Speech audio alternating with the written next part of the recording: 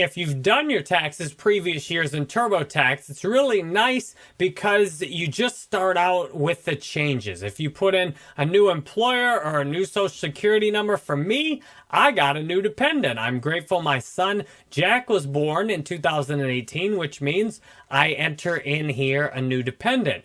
Everything else then that didn't change, like my old address, which is still my current address, my wife, which is still my current wife, and my daughter, all those just carry forward, and I get to skip having to do a lot of that stuff again. This is why you start doing your taxes with TurboTax Self-Employed.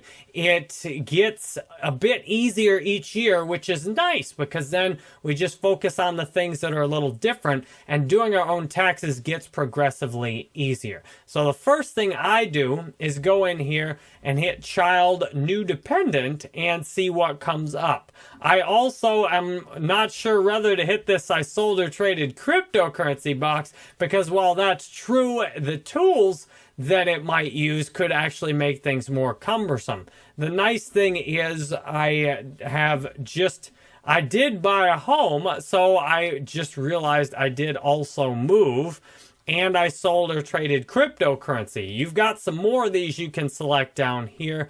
I did not sell a home or get any retirement income. I did buy a home, and you can click show more down here, and I don't have something else. So I've got 4 new things to handle this year, which then TurboTax begins by walking me straight through these new things I've handled, which gives me a good jumping off place to dive deeper into the rest of my tax.